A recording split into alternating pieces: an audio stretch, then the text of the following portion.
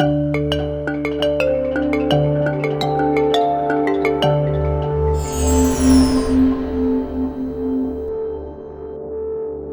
premiers ministres du Canada et de Jamaïque, Monsieur le secrétaire général des Nations Unies, Excellences, je vous remercie de votre invitation. Je suis très honoré de participer à cette rencontre au nom de l'International Development Finance Club, qui regroupe 26 banques de développement nationales et régionales et dont l'Agence française de développement que je dirige assure en ce moment la présidence. I will now switch to English to share with you 3 convictions and 1 invitation.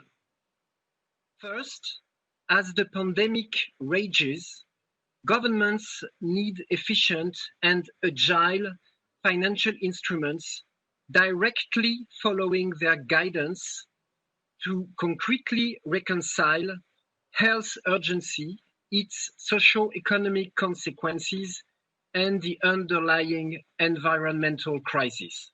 In other words, finance SDGs and leave no one behind. Second, we need development finance at scale and precise enough to reach communities and mobilize the private sector first and last mile. Provision of increased liquidity is urgent through SDRs and debt relief. Then, macro financial flows have to lend and be rapidly transformed into micro projects and investments through financial intermediation on the ground, deep in each and every constituency, particularly in Africa.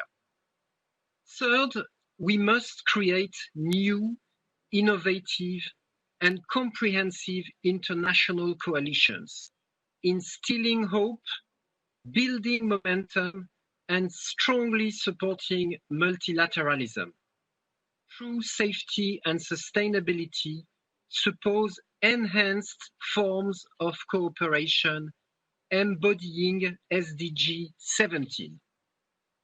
This is precisely what we want to achieve, as stated by President Macron today with the Finance in Common Summit, November the 12th, in partnership with the Paris Peace Forum, during which all 450 public development banks in the world will gather for the first time with all willing stakeholders and with the support, notably of UNDESA and UNDP.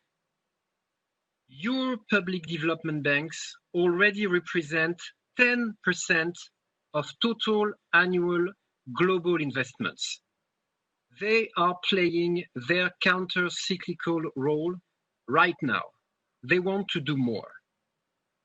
Your public development banks are also thinking long-term and willing to align with the Paris Agreement and Agenda 2030, strengthening their cooperation to improve development trajectories and the quality of the projects they finance. They are providing you evidence that we can recover and rebound better.